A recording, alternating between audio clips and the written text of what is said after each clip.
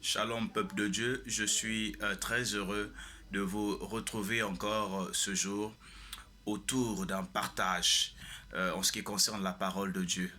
Alors ce jour nous sommes sur 1 Samuel, le chapitre 1, du verset 1 à 28. Alors il s'agit là euh, d'un message où la Bible nous met en lumière une histoire qu'a vécue une servante de Dieu appelée Anne. Selon la Bible bien-aimée, Anne, c'est une femme qui aimait Dieu, qui craignait Dieu, qui connaissait Dieu, mais qui était en train de vivre dans un foyer de rivalité. Alors, elle était femme de Elkana, un homme riche, qui connaissait également Dieu, et cet homme avait deux femmes.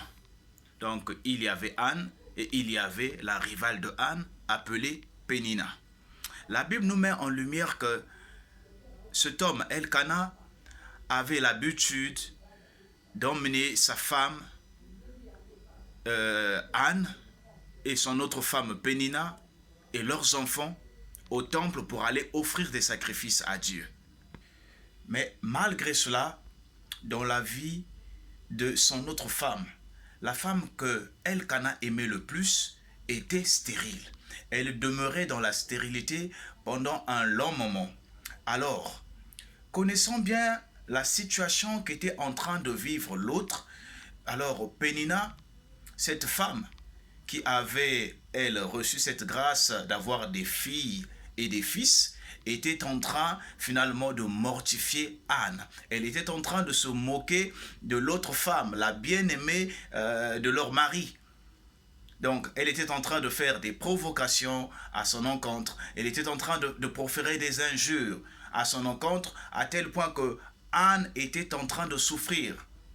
Et finalement, ça devenait insupportable pour Anne.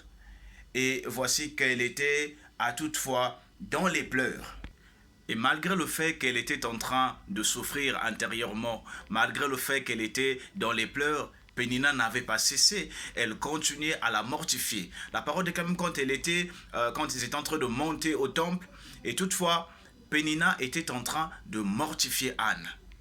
Alors, d'entrée de jeu ici, nous tirons une leçon. Déjà, c'est que, bien aimé, nous sommes dans un monde de rivalité. Ce monde est l'image de ce foyer où il y avait une rivalité. Dans ce monde, il y a les enfants de Dieu, mais il y a aussi les enfants du diable. Dans nos familles, il y a la bonne sémence, mais il y a aussi la mauvaise sémence. Nous sommes dans un monde où il y a deux sémences. Il y a l'ivraie et il y a le blé. Mais très souvent, l'ivraie a tendance à menacer le blé. L'ivraie a tendance à étouffer le blé. Et c'est l'image finalement de ce qui se passait dans ce foyer-là de Elkana. Donc, la bonne femme était en train d'être mortifiée, elle était persécutée, elle était humiliée toutefois, à cause de qui? À cause de Pénina. Mais pourtant, Pénina n'avait pas une formule qui donne aux gens de mettre au monde. Elle n'avait pas une formule spéciale propre à elle qui pouvait permettre aux gens de concevoir des bébés. Elle n'avait reçu qu'une grâce. Mais qu'est-ce qui se passe? Elle n'est pas humble.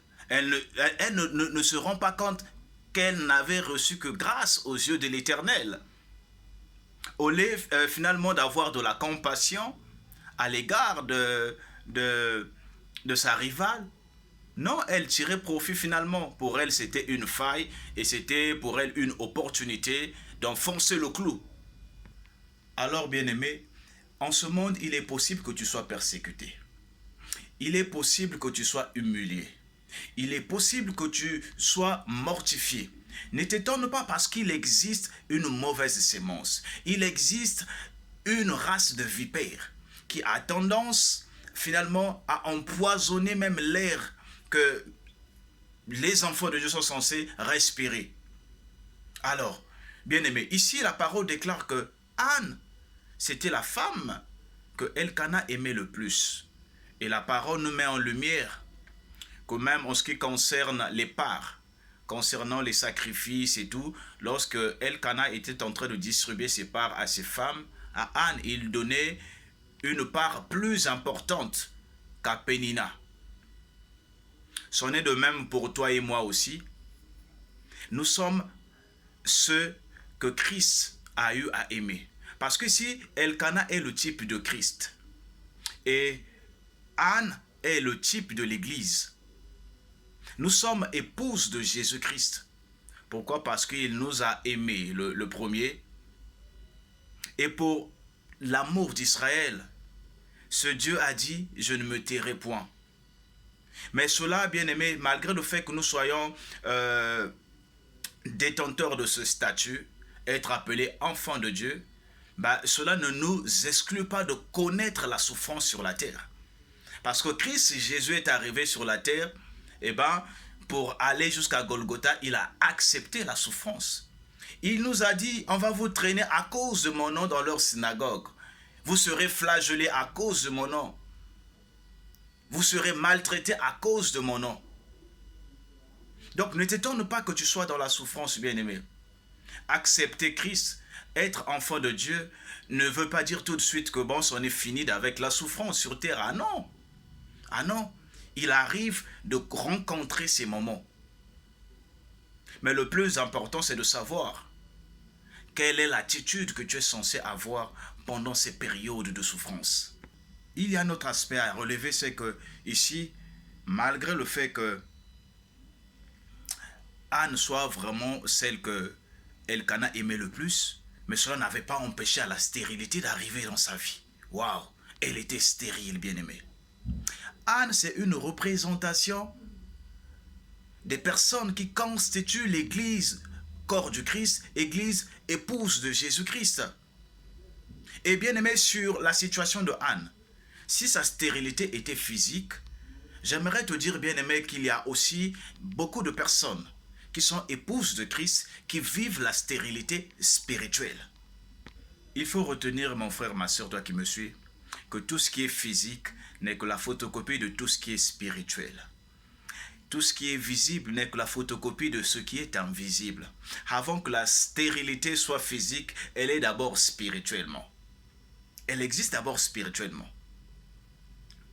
Or, malgré l'amour, l'attachement de Elkana à l'égard de Anne, cela n'avait pas empêché la stérilité d'arriver dans sa vie. Bien-aimés, malgré l'amour de Dieu dans nos vies, il arrive que nous puissions rencontrer des périodes de turbulence spirituelle. Il existe des périodes de souffrance dans la vie des enfants de Dieu. Il existe, bien-aimés, des périodes de traversée du désert. Il y a des moments comme ça. Mais quelle est l'attitude que tu tiens pendant ce genre de moments? Est-ce que tu maudis le Seigneur? Est-ce que tu abandonnes ton Dieu pour suivre les voies du fétichisme? Est-ce que tu vas consulter les sorciers? Est-ce que tu désertes ton église? Non. Lorsqu'arrivent ces choses, bien-aimés, étant enfant de Dieu, il est demandé d'avoir de la persévérance, de résister jusqu'au bout, et afin que nous puissions remporter des couronnes de gloire. Car le malheur arrive très souvent dans la vie du chrétien, mais la parole déclare que le malheur atteint souvent le juste, mais l'Éternel, notre Dieu, l'en délivre toujours. Tu peux traverser des situations difficiles. Tu peux être dans la sécheresse spirituelle. Tu peux arriver à traverser des moments où les choses ne vont pas dans le sens que tu voudrais que les choses avancent. Tu as certainement mis assez de moyens en jeu pour que les situations changent. Mais tu as comme l'impression qu'il y a comme un vent contraire qui s'invite à ta vie, qui s'installe dans ta vie, où tout ce que tu tiens, tout ce que tu es en train de vouloir faire n'avance pas. Mais reste attaché à Dieu. Reste affermi à Dieu. Quand tu as la foi, surpasse-toi. Dis-toi qu'au-delà de ce que je suis en train de vivre, il m'a été dit dans Job 19, verset 25, « Je sais que mon Rédempteur est vivant et il se lèvera le dernier sur la terre. » Jésus-Christ a le dernier mot sur ta vie. Jésus-Christ connaît les souffrances que tu es en train de traverser, que tu es en train de vivre. Jésus-Christ connaît les tempêtes auxquelles tu es en train de faire face. Mais il est celui qui a la capacité de blâmer les tempêtes. Il est celui qui a la capacité de calmer les vagues qui veulent envahir ta vie. Lorsque les eaux spirituelles veulent envelopper ta vie pour t'inonder dans les ténèbres, Christ a la capacité de marcher sur les eaux et de te tendre sa main afin de te sortir du précipice comme il l'a fait avec l'apôtre Pierre. Prends donc ce message comme une invite, mon frère, ma soeur, afin que tu gardes la foi en Dieu. Car ce n'est pas encore fini. Le Seigneur, notre Dieu, n'a pas encore fini avec toi. Il n'a pas encore fini avec ton histoire. Le Seigneur, notre Dieu, ne t'abandonnera jamais. Ne regarde pas à ce que tu es en train de voir. Crois en la puissance de Dieu. Crois en la capacité de Dieu de changer toute circonstance dans ta vie. Il en est capable.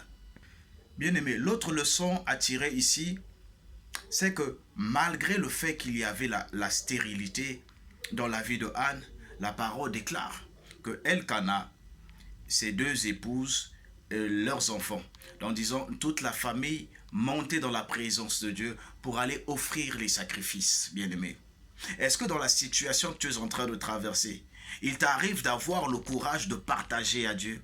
Il t'arrive d'avoir le courage de soutenir l'œuvre de Dieu?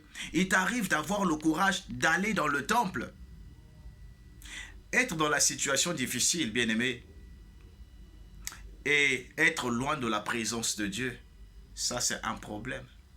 Mais vivre le malheur, vivre les douleurs dans sa vie, vivre dans sa souffrance et être dans la présence de Dieu, c'est ce qu'il y a de plus beau que tu puisses faire.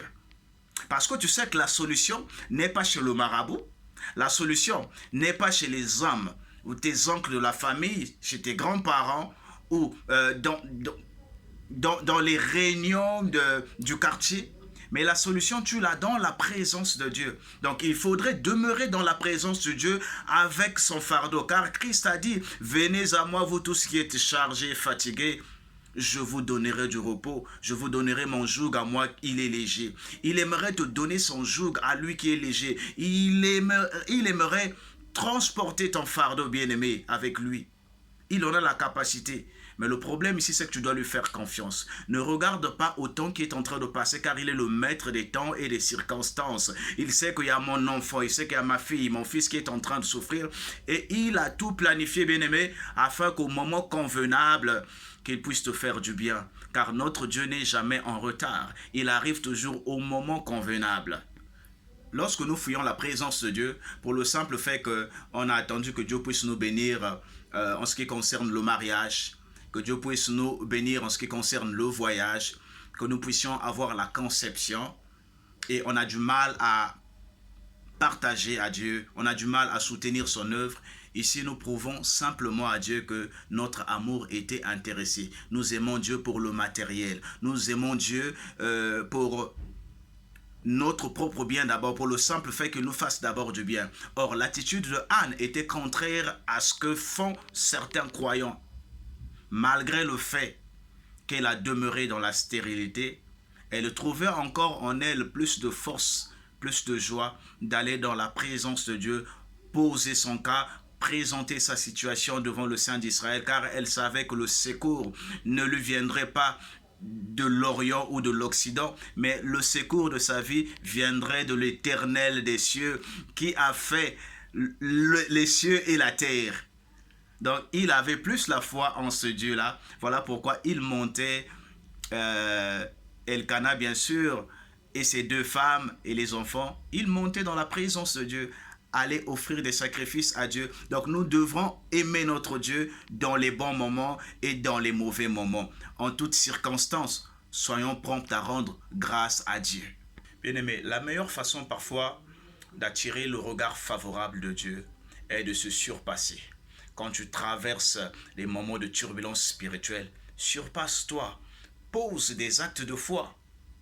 Ici, parfois dans les actes de foi que tu es en train de poser, tu vas t'attirer une bénédiction que tu ne sauras calculé. Parfois, tu vas t'attirer une bénédiction dans un moment où tu ne t'attendais pas à rencontrer ces choses-là. C'est ce qu'était en train de faire Anne et son époux Elkana. Mais la parole est en train de dire aussi que malgré cela, Anne subissait toujours des mortifications de sa rivale Pénina. Mais ici, nous sommes en train de tirer une leçon dans le caractère de Anne.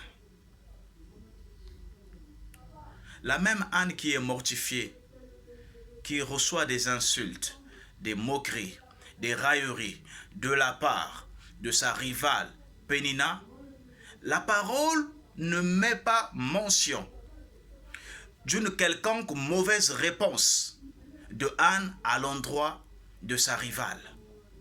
Et pourtant qu'elle avait la même bouche que l'autre qui était en train de la mortifier. Elle savait aussi s'exprimer que l'autre. Mais pourquoi n'a-t-elle pas répondu? Pourquoi n'a-t-elle pas réagi? Anne, c'est Pénina qui est en train de t'injurier. Mais il y a quoi avec Dieu dans cette situation-là? Or, nous voyons que la Bible est en train de nous relater que lorsque ces choses se passaient, eh bien, Anne entreprit de se déplacer, aller seule dans la présence de Dieu au temple. Mais pourtant qu'elle avait d'abord un souci avec Pénina. Il fallait d'abord résoudre avec Pénina. Ça, c'est selon la réflexion humaine. Parce qu'aujourd'hui, nous constatons très souvent que lorsque les enfants de Dieu sont parfois injuriés dans le quartier, lorsqu'il y a débat, lorsqu'on a touché à son point faible, eh bien, le croyant d'aujourd'hui te dira quoi? Non, maman, si tu blagues avec moi, ma soeur, mon frère, en tout cas, je mets d'abord la Bible à côté, je te rectifie le portrait et après, j'irai faire la repentance. C'est ça l'attitude des croyants d'aujourd'hui. Mais avec Anne, ce n'était pas le cas. Elle a fait un rapport de force. Elle a essayé de peser le pour et le contre. Lorsqu'elle voit à côté d'elle, elle avait comme deux options. Réagir de manière à corriger Pénina afin que puisse cesser ses injures, ses mortifications. Et à ce moment-là, la solution n'est pas assurée. Et l'autre option, garder silence parce que j'ai un avocat défenseur. Alors, au lieu de gérer celle qui ne peut pas me donner la solution, ben moi, je m'empresse à aller déposer ce fardeau dans la présence de Dieu et pour avoir une suite favorable. Et le choix pour Anne était clair. C'est qu'il fallait aller dans la présence de Dieu, bien-aimé. Tu gères parfois certaines choses inutiles qui ne t'apportent rien. Tu es en train de souffrir. Sors parfois de la distraction. Bouge tes oreilles au bruit de la foule. Va dans la présence de Dieu.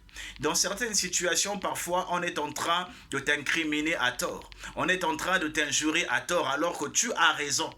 Mais tu n'es pas toujours obligé de réagir parce que tu as raison. Ben oui. Même si les gens venaient à découvrir que tu avais raison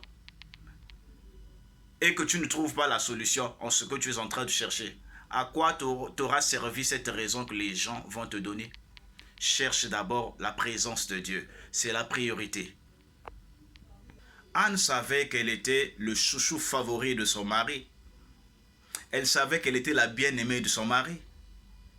Et pourtant qu'elle avait toutes les cartes en main pour utiliser cet amour qu'elle recevait, cette affection particulière qu'elle avait de la part de son mari, que n'avait pas Pénina, afin de régler les comptes de sa rivale Pénina.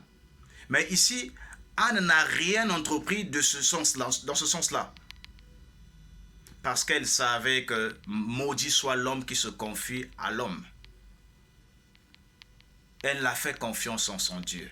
Dans sa souffrance, elle était en train de crier à l'Éternel, le Saint d'Israël, car elle savait que notre Dieu est la dernière solution. Elle savait que notre Dieu est capable de tout. Notre Dieu est capable de changer son histoire. Bien-aimés, Ne te saisis pas de ta position pour essayer de blesser ceux qui sont en train de te blesser. Non. Même si tu as une position confortable, tu as une situation où tu te trouves un peu plus élevé, où tu as beaucoup de marge de manœuvre pour agir, réagir de manière drastique à ceux qui sont en train de te mortifier. Mais tu es un enfant de Dieu, mon frère, ma soeur. Tu as le statut d'enfant de Dieu. Lorsque tu es en train de réagir, pose-toi d'abord la question de savoir, c'est vrai que mon corps est en train de recevoir des douleurs. Mais est-ce que si je réagis de cette manière, je suis en train d'élever Christ ou je suis en train de le rabaisser pour élever le diable? Parce que dans chaque acte que nous sommes en train de poser, soit nous élevons Christ, soit nous élevons le diable. J'ignore ce que tu es en train de traverser, bien-aimé. Sur le cas de Anne, c'était une stérilité physique.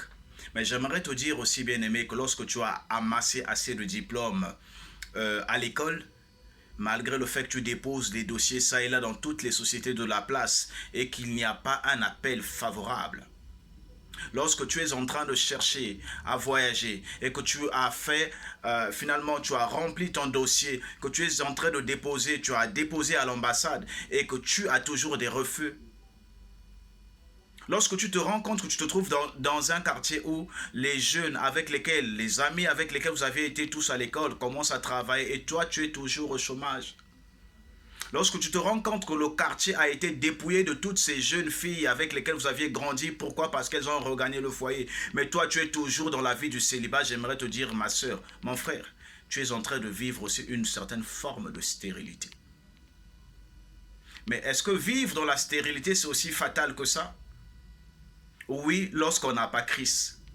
Mais pour toi qui as Christ, mon frère, ma soeur, j'aimerais te dire que notre Dieu, Jésus-Christ, le Saint d'Israël, notre salut, le salut de Dieu, la lumière du monde, a le remède en ce qui concerne toute forme de stérilité. Christ est le remède même de la stérilité que je viens te présenter ce jour, bien-aimé. Si tu crois en Jésus-Christ, il est capable d'éponger cette histoire. Que cette histoire soit un souvenir que tu auras laissé lointain derrière toi. Certainement, tu es malade depuis longtemps et que tu n'as pas la santé. Certainement, tu vis dans un pays étranger et tu vis comme étant un sans-papier.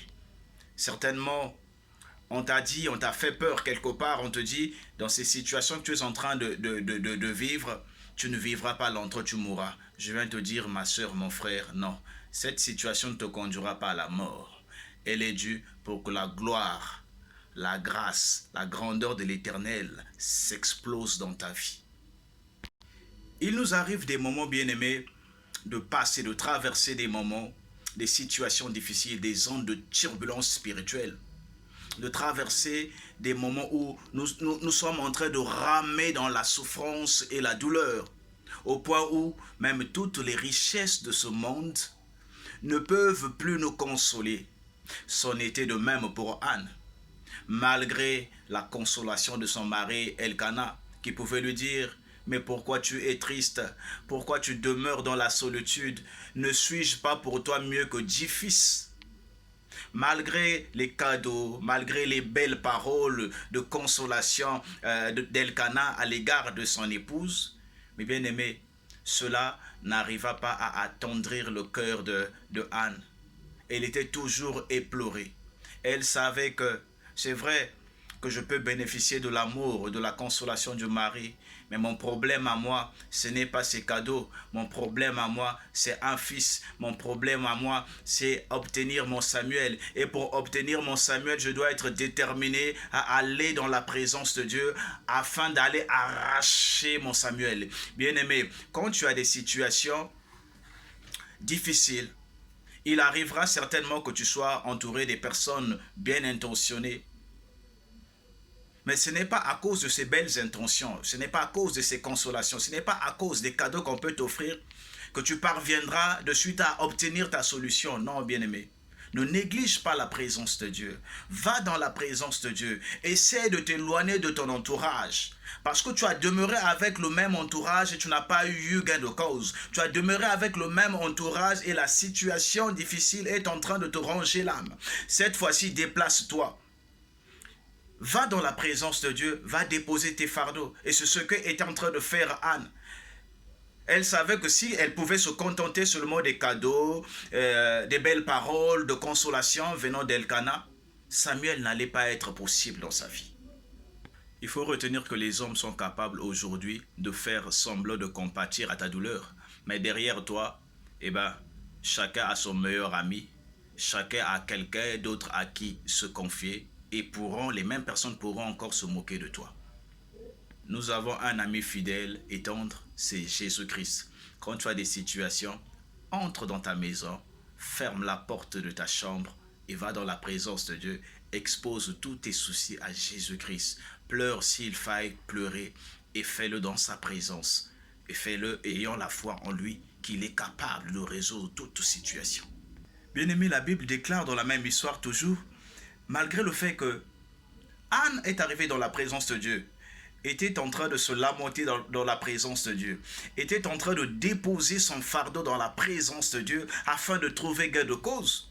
Mais la parole déclare qu'il y avait un homme de Dieu quelque part, le prêtre Élie, qui voyait en cette femme, une femme ivre, une femme certainement qui était en train de parler, poussée sous l'impulsion de l'ivresse.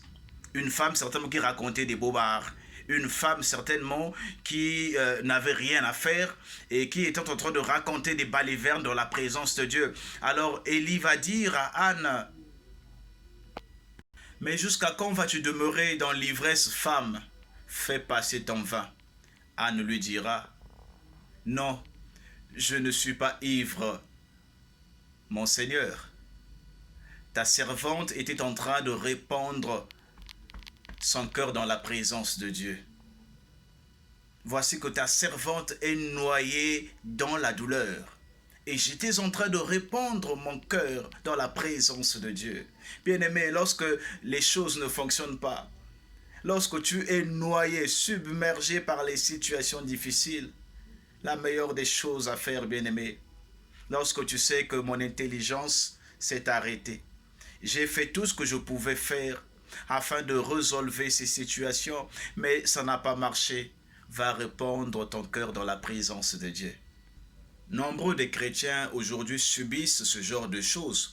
Il y a des préjugés dans l'église, alors que tu as tes situations qui t'ont emmené dans la présence de Dieu.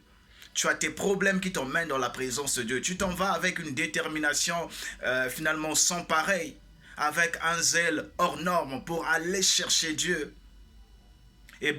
À ce moment-là, tu rencontreras des personnes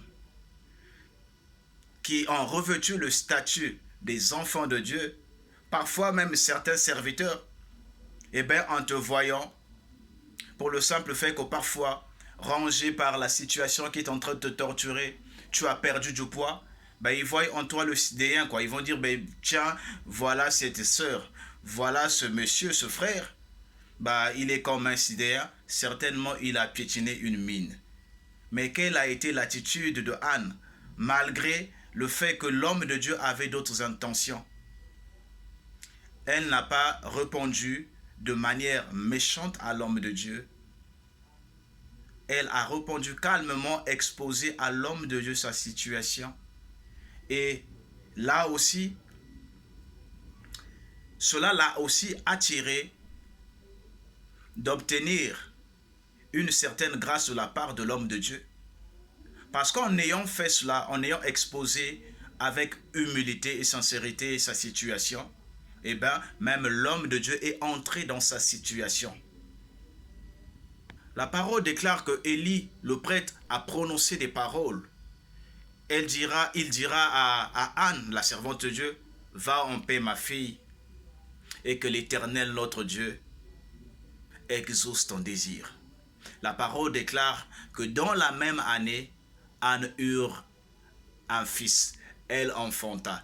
Elle devint enceinte. Elles eurent une réponse de la part de l'Éternel. Mais avant d'en arriver là, bien-aimé, Anne avait fait une autre chose. Alors j'aimerais qu'on touche un peu ce point-là. Ici, il s'agit de cette même femme-là, qui montait dans la présence de Dieu avec des sacrifices. Alors, malgré le fait qu'elle était en train de faire des sacrifices, malgré le fait qu'elle partait de la présence de Dieu, malgré le fait qu'elle était en train de se lamenter de la présence de Dieu, elle en a fait certainement plusieurs fois, mais n'avait pas encore obtenu gain de cause. Mais qu'est-ce qu'elle va encore faire pour créer une attraction à sa réponse, pour booster l'exaucement des désirs de la part de son Dieu? Elle va promettre à Dieu. Alors elle va promettre à Dieu en disant, Seigneur, si tu exaucais les désirs de ta servante, en lui donnant un fils, sur la tête de cet enfant-là, le rasoir n'y passera pas. Et cet enfant sera à ton service toute sa vie. Et à ce moment-là, Dieu se rend compte, mais tiens, cette fille ici est en train de me promettre, de m'offrir en sacrifice ce dont elle a le plus besoin. Je lui donne afin qu'il me donne au retour cette même bénédiction, afin qu'il mette à ma disposition cette bénédiction-là, afin que la bénédiction que je vais lui donner, la bénédiction que je vais lui offrir, soit pour moi un instrument pour la propagande de ma parole. Il se dit, ben tiens, ben ici, cette fille a touché mon cœur. Alors Dieu n'avait pas résisté à cela. Dieu était obligé cette fois-ci d'exaucer les vœux, les désirs, les prières de Anne, bien-aimée.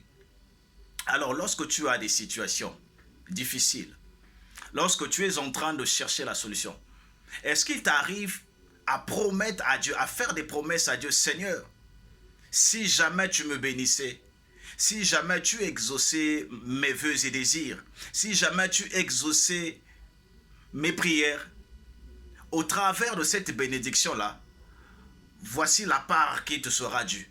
Voilà ce que je pourrais faire pour ton œuvre. Voilà ce que je pourrais faire pour soutenir ton œuvre, pour l'évolution, pour évangéliser au travers du monde.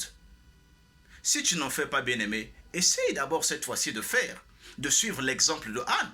Parce que à Anne, ça payait cash. La Bible n'est pas un livre de romans où on nous raconte des histoires. Ah non. La parole déclare que toutes ces choses ont été écrites pour nous servir d'exemple. Si ça marchait avec Anne, ça peut aussi marcher avec toi. Ici, nous sommes en train de constater la persévérance de Anne dans la présence de Dieu, dans la prière. Elle n'avait pas baissé les bras et elle avait multiplié les stratégies parce qu'elle savait que ma bénédiction à moi ne viendra que de l'Éternel. Et elle était soumise à l'homme de Dieu, Élie. Mais la majeure partie des chrétiens ne sont pas soumis aux hommes de Dieu. Nous sommes en train de chercher la bénédiction à Dieu. Nous cherchons finalement que Dieu puisse changer les circonstances de nos vies. Mais on ne montre pas à Dieu notre intérêt pour ce qui est de son œuvre, pour l'évolution de son œuvre. Alors, sois soumis aux hommes de Dieu, sois soumis à Dieu dans tout ce que tu es en train de chercher, sois persévérant dans la prière. Nous demandons et nous ne recevons pas souvent parce que nous demandons mal. Voici ici les quelques critères de Anne qui peuvent nous enseigner afin de changer la manière de chercher Dieu, afin de changer la manière de chercher la solution dans les moments difficiles. Retenons que lorsque tu as des situations bien-aimées, ne va pas te confier chez les hommes de la terre, va te confier à Dieu. Comment peut-on comprendre qu'un homme qui aurait certainement commis des crimes, après que son crime puisse le hanter, le simple fait qu'un homme aurait tué un homme, une femme, s'en va faire la confession, c'est un homme de Dieu. Mais on se rend compte que quelque temps après, alors que cet homme, le criminel, n'a confié son secret qu'à l'homme de Dieu, mais quelque temps après, on se rend compte que parfois, il y a la police qui arrive, on vient prendre le monsieur Mani Miltao, et le gars est jeté dans les geôles, il est jeté en prison. Maudit l'homme qui se confie à l'homme. Ce n'est pas donc mauvais de se confier aux hommes de Dieu, mais dis-toi que par-dessus tout, un homme reste un homme. La priorité, ça doit être Dieu. Ta priorité, c'est la présence de Dieu. Le voile avait été déchiré. Tu as la possibilité d'aller dans la présence de Dieu, dire tout ce dont tu as besoin. Et il est capable de donner satisfaction. Sur cela, cadre aussi avec sa vision de choses pour ta vie. Alors j'insiste et je le redis, bien-aimé, malgré ce que tu es en train de traverser, dis-toi que ce n'est pas fini. Ce n'est pas encore terminé. Notre Dieu a un plan merveilleux avec toi, bien-aimé. Notre Dieu, il est le rémunérateur de ceux qui le cherchent. Notre Dieu est le remède par excellence pour tout type de stérilité, qu'elle soit physique, qu'elle soit spirituelle. Garde tes yeux fixés vers la croix de Golgotha. Il a la capacité, notre Dieu, de briser les chaînes de la stérilité. Il a la capacité de briser les chaînes de la condamnation. Reste focalisé sur la personne de Jésus-Christ. Il te fera du bien comme il l'a fait pour Anne. Il le fera aussi pour toi. C'est vrai que Pénina, qui était en train de mortifier Anne, avait des fils et des filles. Alors elle se disait que c'en était fini pour sa rivale Anne. Mais elle était en train d'oublier que le Seigneur est capable de faire de grandes choses. Le Seigneur est capable, il nous a dit dans le livre de Joël, je vais vous récompenser les années que vous ont mangé les ingélèques et les sauterelles. Bien-aimé, Pénina avait des fils et des filles, mais Anne a eu un enfant qui était différent de tout enfant. D'ailleurs, aujourd'hui, jusqu'aujourd'hui, nous parlons de ces enfants-là, mais les enfants de Pénina, aucun de ses enfants, de ses fils ou ses filles, avait un nom inscrit dans la Bible. Or, l'enfant qu'a eu Anne était plus important aux yeux des hommes et aux yeux de Dieu que tous les enfants réunis de sa rivale Pénina. Car cet enfant était grand devant Dieu, il était grand devant les hommes. Cet enfant-là avait la capacité de reprendre les rois. Il avait la capacité de donner des orientations au roi. Il avait la capacité de blâmer le roi. Bien-aimé, certainement ta situation a trop perduré. Pourquoi? Parce que Dieu prend son temps pour te concevoir une bénédiction qui puisse changer le cours des choses dans ta vie et dans ta famille. Ils ont des enfants et toi tu as demeuré longtemps dans la stérilité. Mais certainement, Dieu est en train de te préparer pour te donner un enfant qui sera élevé, plus élevé, un enfant qui changera l'histoire de ta famille. Certainement, cet enfant que tu as longtemps attendu viendra pour changer la destinée de ton pays. Certainement que c'est au travers de cet enfant-là que toute une génération sera sauvée. Certainement, cet enfant sera celui-là même qui va changer les choses dans ce qui est de la parole de Dieu. Certainement, il sera un puissant homme de Dieu. Alors, Dieu est en train de prendre de son temps pour préparer le terrain, Parfois, il est en train de préparer d'abord le cœur de celui qui est censé gérer l'enfance ou l'éducation d'un homme qui sera élevé devant Dieu. Tout ce qui est bon, bien-aimé, ne vient pas facilement. Dans ta situation, certainement la chose que tu es en train d'attendre n'arrive pas jusqu'aujourd'hui parce que tu es en train d'attendre un Samuel. Le Samuel, c'est le travail que tu es en train d'attendre. Laisse les autres bénéficier dans le service des promotions. Certainement, c'est par la fraude qu'ils sont en train d'avoir des avancements. Et certainement pour les autres aussi, leur heure a sonné, ils ont eu grâce et ils ont évolué. Laisse-leur avancer, bien-aimé. Bénis le Seigneur pour l'avancement de tous ceux qui sont aux alentours de ta vie. Mais dis-toi tout simplement que tu gardes tes yeux fixés sur Dieu, car il a dit que tu ne seras jamais le dernier, tu seras toujours le premier. Tu ne seras jamais la queue, tu seras toujours la tête. En tout lieu et en toutes circonstances, bien-aimé. Lorsque Dieu te fera du bien, lorsque tu auras obtenu ce que tu es en train de chercher, tu te retrouveras projeté au-devant de ceux qui t'avaient devancé et tu le verras au loin. Tu as comme l'impression que tout ce que tu as eu à traverser, ce n'était qu'un petit moment de souvenir. Dieu aura balayé cela d'un revers de main. Garde la foi en Jésus-Christ. Il te fera du bien. Alors garde ta foi en Jésus-Christ, notre Seigneur et Sauveur. Il est en train de concevoir déjà ton Samuel. La bonne nouvelle, c'est que ton Samuel est déjà en route. Samuel arrive, bien-aimé. Attends Samuel avec patience.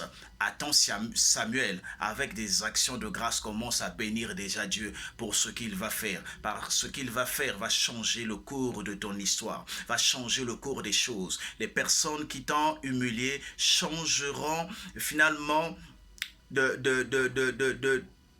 ils changeront de parole. Ces personnes-là vont changer de langage. Ces personnes-là vont regretter ce qu'ils ont eu à te faire. Garde la foi en Dieu. Samuel est en chemin et tu seras élevé. Je vois en toi la gloire de Dieu qui va s'éclater, bien-aimé. Reste focalisé dans la présence de Dieu et Dieu te fera du bien. Que Dieu te bénisse.